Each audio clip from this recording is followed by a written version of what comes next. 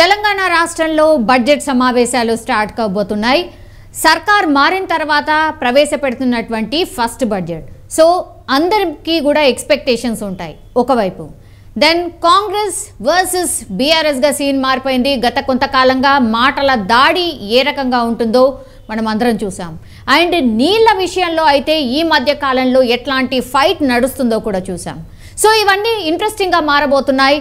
And రేపు మాజీ CM KCR and BRS floor leader KCR రేపు అసెంబ్లీకి హాజరవుతారా లేదా, ఇది అందరికీ ఉన్నటువంటి ఇంట్రెస్టింగ్ పాయింట్ కూడా. సో మాట్లాడదాం. మనతో పాటు ఉన్నారు సంజయ్, ఇన్పుట్ ఎడిటర్. సంజయ్, ఏం జరగబోతోంది రేపు అసెంబ్లీలో? బడ్జెట్ సమావేశాలు, కాంగ్రెస్ సర్కార్ వచ్చిన తర్వాత ఫస్ట్ బడ్జెట్ సమావేశాలు అందరూ కూడా ఎక్స్పెక్ట్ చేస్తారు ఎట్లా ఉంటాయి ఏంది అనేసి. ఒకటి. Then BRS floor leader KCR for the first time అసెంబ్లీకి వస్తారని అందరూ ఎక్స్పెక్ట్ చేస్తున్నారు. రాబోతున్నారా, రావట్లేదా? సౌమ్య, మొత్తమైన రేపు తెలంగాణ రాష్ట్ర బడ్జెట్ సమావేశాలు రేపు జరగబోతున్నాయి. దీనికి సంబంధించింది ఇప్పటికే రాష్ట్ర ప్రభుత్వం రేవంత్ రెడ్డి ముఖ్యమంత్రికి సంబంధించినటువంటి కాంగ్రెస్ పార్టీ కొత్తగా కొలువుదీరినటువంటి కాంగ్రెస్ గవర్నమెంట్ ముఖ్యమంత్రి రేవంత్ రెడ్డికి సంబంధించి రేపు అసెంబ్లీ బడ్జెట్ సమావేశాలు వాడి వేడిగా జరుగుతాయి అనేసి ఉద్దేశంతో, అంటే చాలా పకడ్బందీగా కొంత అంటే రాష్ట్ర బడ్జెట్ ఎలా ఉండాలి, ఏ విధంగా ఉండాలి అనేసి కసరత్తు అయితే ఇప్పటికే రాష్ట్ర ప్రభుత్వము అంటే రకరకాల చర్యలు అయితే చేపట్టింది. అదేవిధంగా బీఆర్ఎస్కి సంబంధించినటువంటి ఫ్లోర్ లీడర్ మాజీ ముఖ్యమంత్రి కె చంద్రశేఖరరావు రేపు అసెంబ్లీకి వస్తున్నాడా లేదా అనేది తెలంగాణ ప్రజలు ఎదురు చూస్తున్నటువంటి ఒక అంశం. ఎందుకంటే కాంగ్రెస్ పార్టీ ఇచ్చినటువంటి ఉచిత హామీలు ఏవైతే ఉన్నావో వీటన్నిటినీ అసెంబ్లీ వేదికగా ప్రజాపక్షాన మాట్లాడాలి, కేసీఆర్ రావాలనేసి తెలంగాణ ప్రజలు ఎదురు చూసినటువంటి అంశము. కాకపోతే రేపు కేసీఆర్ అసెంబ్లీకి అంటే రేపు కేసీఆర్ అసెంబ్లీకి వస్తలేడు అనేసి బీఆర్ఎస్ వర్గాలు ఇప్పటికే ప్రకటించి, అంటే ఆఫ్ ది రికార్డులో బీఆర్ఎస్ వర్గాలు ఇప్పటికే దీనిపైన ఒక అవగాహన వచ్చింది. రేపు కేసీఆర్ మాజీ ముఖ్యమంత్రి చంద్రశేఖర్ బీఆర్ఎస్ ఫ్లోర్ లీడరు రేపు అసెంబ్లీకి రావడం లేదు అనేసి తేల్చి చెప్పారు. ఎందుకంటే రేపు 13వ డేట్ నాడు అంటే నల్గొండలో జరిగేటటువంటి భారీ బహిరంగ సభలో అక్కడే ప్రజాక్షేత్రంలోనే ఈ ప్రభుత్వాన్ని ఎండగడతాము, ప్రజాక్షేత్రంలోనే ఈ ప్రభుత్వంపై ఇచ్చినటువంటి హామీలకు సంబంధించినటువంటి అంశాలను లేవనెత్తుతామనేసి మాజీ ముఖ్యమంత్రి కేసీఆర్ రేపు జరిగేటటువంటి నల్గొండ సభలో వీటన్నింటిని ఎండగడతామనేసి దానికోసమే అసెంబ్లీకి రావట్లేదు అనేసి బీఆర్ఎస్ వర్గాలు ఇప్పటికే ప్రకటించడం జరిగింది.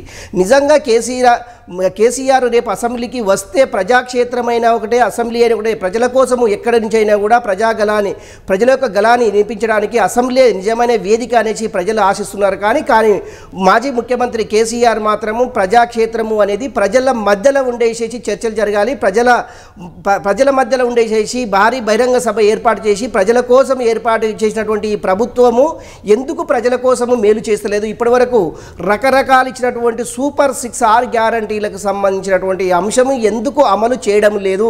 ఇప్పటికీ 60 రోజులు గడిచిపోతుంది ప్రభుత్వం ఏర్పడి, ఎందుకు ఈ 66 గ్యారంటీలకు సంబంధించినటువంటి అంశము ఎందుకు అమలు చేయడం లేదు అనేసి మాజీ ముఖ్యమంత్రి కె చంద్రశేఖరరావు బీఆర్ఎస్ భవన్లో గత వారం రోజులుగా కంటిన్యూగా పార్లమెంటు నియోజకవర్గాలకు సంబంధించినటువంటి అభ్యర్థులతోటి సమావేశమై ఇదే డిస్కషన్. రేపు జరిగేటటువంటి పార్లమెంటు ఎన్నికలు కూడా రాష్ట్ర ప్రభుత్వాన్ని, అంటే ముఖ్యంగా కాంగ్రెస్ ప్రభుత్వం ఇచ్చినటువంటి ఉచిత హామీలు ప్రజలకు అందకపోవడానికి ఏంటి రీజను, ఎందుకు విఫలమైంది రాష్ట్ర ప్రభుత్వం అనే క్వశ్చనే కంటిన్యూగా దీనిపైన ఎక్కువ చాలాసేపు డిస్కషన్ జరిగింది. కాకపోతే ఒకటి, ఇప్పుడు కాంగ్రెస్కి సంబంధించినటువంటి మంత్రులు కానివ్వండి, కాంగ్రెస్కి సంబంధించినటువంటి నాయకులు కానివ్వండి, అదేవిధంగా ముఖ్యమంత్రి రేవంత్ రెడ్డి ఎవరేమైనా కూడా ఇది 100 రోజుల్లో ఈ సూపర్ 6 అంటే 6 గ్యారంటీలకు సంబంధించినటువంటి ఈ 6 గ్యారంటీలకు సంబంధించినటువంటి 100 రోజులు అంటే ఇంకా కూడా 40 రోజులు బ్యాలెన్స్ ఉంది. ఈ 40 రోజుల తర్వాత ఇప్పటికీ 2 అమలు చేశాము, ఇంకా 6టిని మేము ఈ 40 రోజుల్లో అమలు చేస్తామనేసి కాంగ్రెస్ ప్రభుత్వం చెప్పగానే వస్తుంది.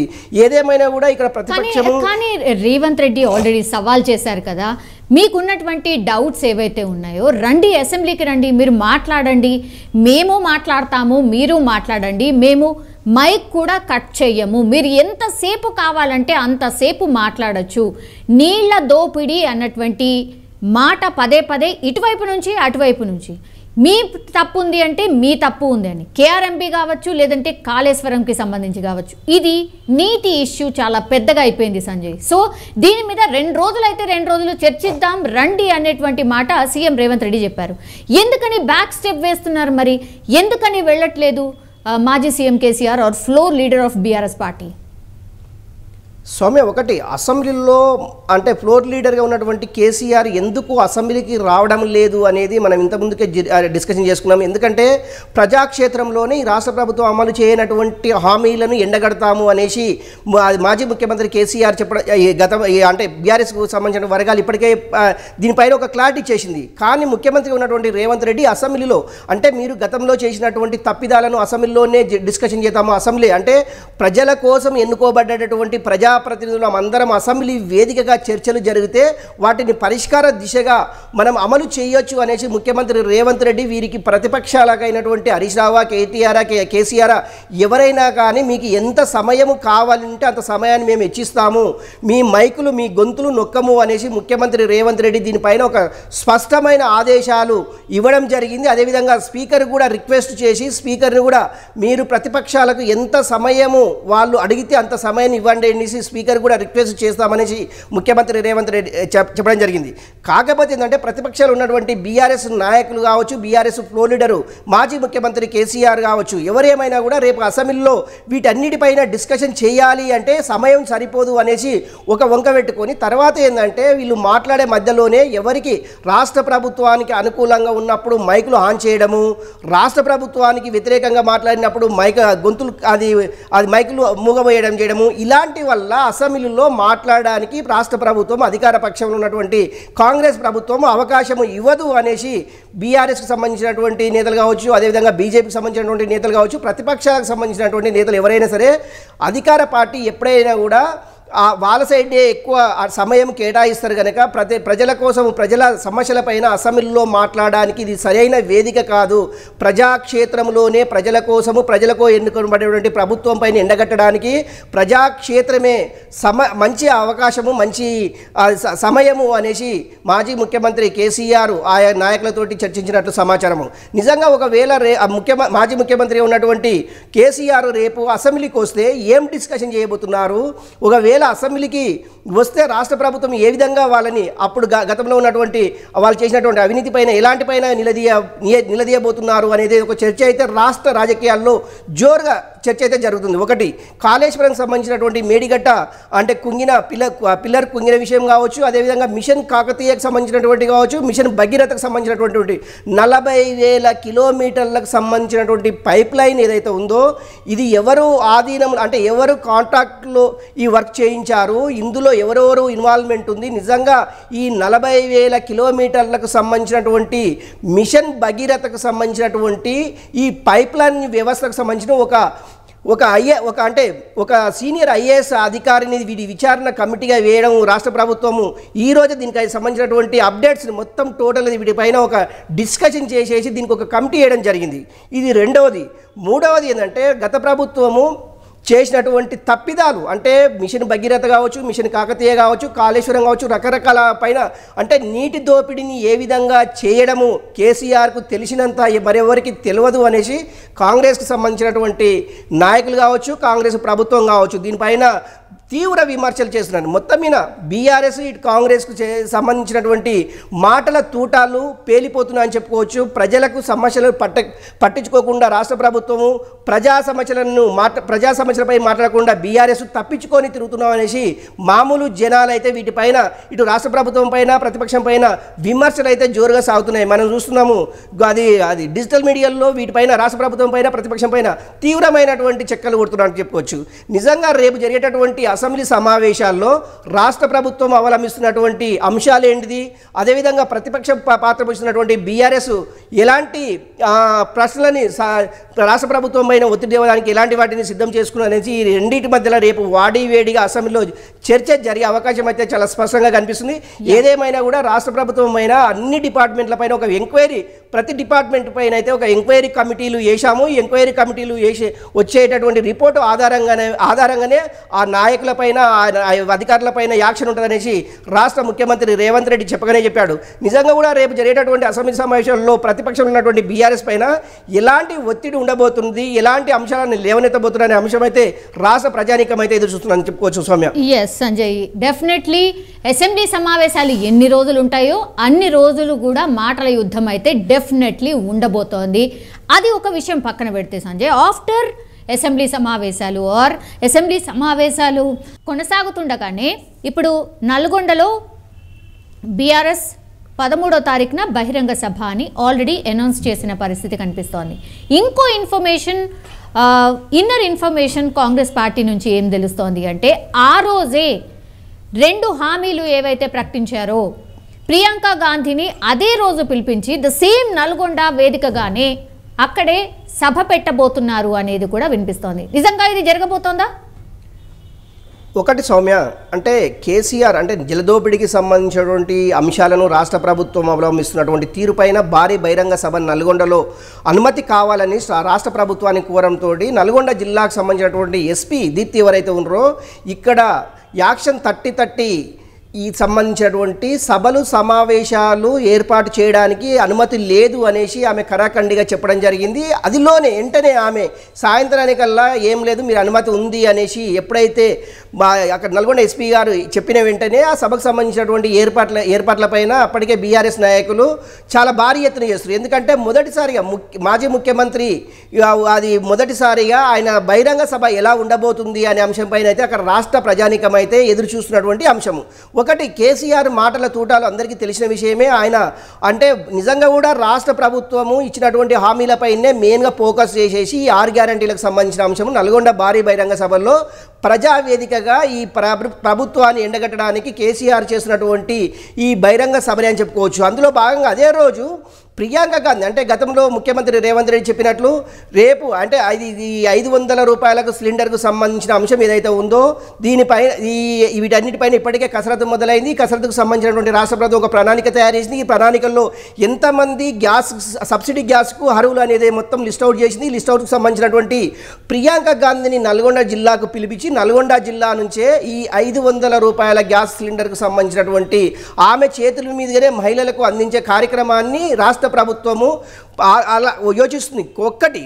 రెండవది ఏంటంటే కాంగ్రెస్ ప్రభుత్వములు ఏర్పడిన తర్వాత రెండోసారి అధికారంలోకి వచ్చిన తర్వాత ఒకటి ఫస్ట్ రెండు అమలు చేయడం జరిగింది. మూడవది ఈ 500 రూపాయలకు సంబంధించినటువంటి సిలిండర్ ఏదైతే ఉందో ప్రియాంక గాంధీ చేతుల మీదుగా అందరికీ అందించాలని ఒక ఉద్దేశంతో ప్రియాంక గాంధీని 13వ డేట్ నాడే నల్గొండకు పిలవడం జరుగుతుందనేసి కాంగ్రెస్ వర్గాలు ఇప్పటికే కొంత కాంగ్రెస్ గాంధీ భవన్లో చెక్కర్లు కొడుతున్నటువంటి అంశము. నిజంగా ఒక పక్క మాజీ ముఖ్యమంత్రి కేసీఆర్ భారీ బహిరంగ సభ, మరో పక్క రాష్ట్ర ప్రభుత్వము ఉచిత 500 రూపాయల సిలిండర్ సంబంధించిన ప్రియాంక గాంధీ భారీ బహిరంగ సభ, ఈ రెండిటికి ఎలా కుదురుతుంది అనేసి పోలీసులు తలమునకలు అవుతుందని చెప్పుకోవచ్చు. నిజంగా కూడా ఓ పక్కన అధికార పక్షము మరో పక్కన ప్రతిపక్షం చేస్తున్నటువంటి ఈ అడావుడి రాష్ట్ర అంటే నల్గొండ పోలీసులు అయితే అడలెత్తిస్తున్నారని చెప్పుకోవచ్చు. ఒకటి సౌమ్య. రెండవది ఏంటంటే సెక్యూరిటీకి సంబంధించినటువంటి ఇటు అది ప్రతిపక్షం చేస్తున్నటువంటి కేసీఆర్ బహిరంగ సభ, అదేవిధంగా ప్రియాంక గాంధీ వస్తున్న భారీ బహిరంగ సభకు సంబంధించినటువంటి రాష్ట్ర ప్రభుత్వం ఇప్పటి వరకు అయితే అంటే ఒకటి అధికారికంగా ప్రకటన అయితే ఇక్కడ చేయలేదు. కాకపోతే గాంధీ భవన్లో ఈ యొక్క 500 సిలిండర్ సబ్సిడీ సిలిండర్కి సంబంధించినటువంటి గాంధీ భవన్లో చెక్కలు అయితే కొడుతుందని చెప్పుకోవచ్చు సౌమ్య. ఇప్పుడు ఇద్దరు నాయకులు కూడా పెద్ద నాయకులు. సో అటు ప్రతిపక్ష నాయకుడు ఎవరైతే ఉన్నారో బీఆర్ఎస్ అధినేత KCR for the first time నల్గొండకు వెళ్ళబోతున్నారు. దెన్ ఇప్పుడు ప్రియాంక గాంధీ ఏమో హామీల్లో భాగంగా ఆమె కూడా అక్కడికి రాబోతోంది. ఇద్దరు పెద్ద లీడర్స్.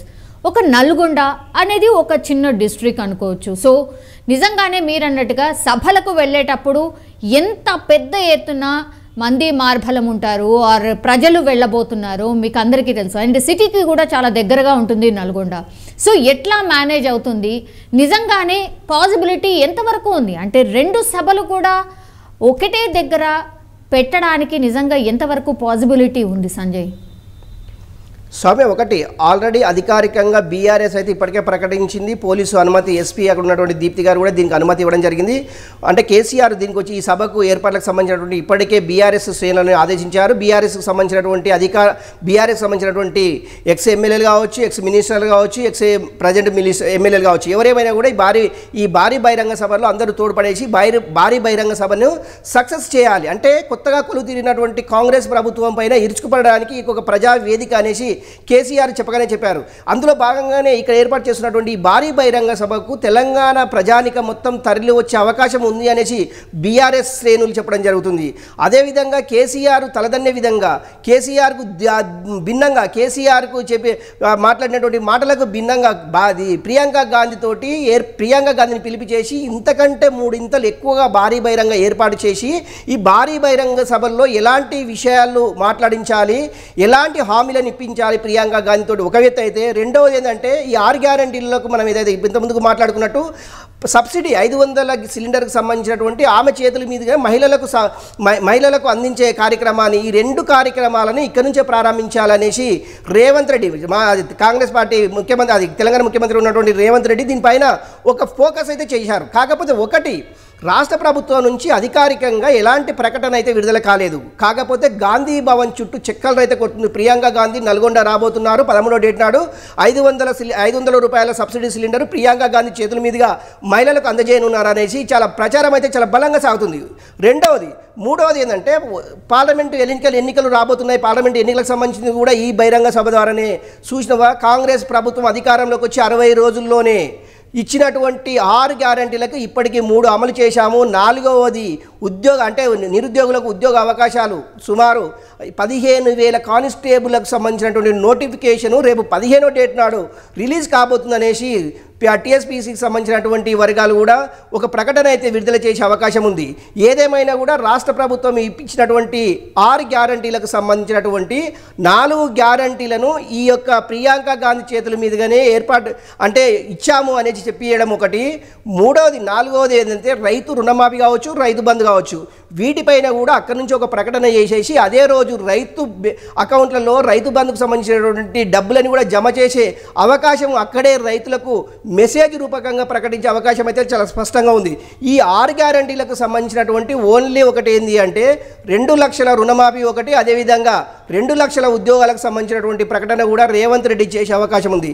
ఈ 2 లక్షల ఉద్యోగాలకు సంబంధించినటువంటి ప్రకటన ఏ విధంగా ఉండబోతుంది, 2 లక్షల రుణమాఫీకి సంబంధించినటువంటి ప్రకటన ఏ విధంగా ఉండబోతుంది అని తెలంగాణ ప్రజానికం అయితే ఎదురు చూస్తుంది. సౌమ్య, ఆల్ రైట్ సంజయ్, మొత్తం మీద అది రేపటి నుంచి అయితే అసెంబ్లీ సమావేశాలు స్టార్ట్ కాబోతున్నాయి.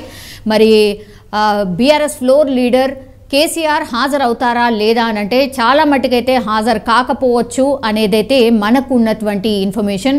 అండ్ ఆ తర్వాత నెక్స్ట్ జరిగే నల్గొండ బహిరంగ సభలో అంటే 13th రోజు ఏదైతే బహిరంగ సభ బీఆర్ఎస్ పార్టీ ప్లాన్ చేసిందో ఫస్ట్ అనుమతి లేదన్నారు, ఆ తర్వాత అనుమతి ఇచ్చేసాము, సో మీ ఏర్పాట్లు మీరు చేసుకోండి అన్నటువంటి మాట చెప్పారు. సో దీంట్లో కూడా ఒక స్ట్రాటజీ ఫాలో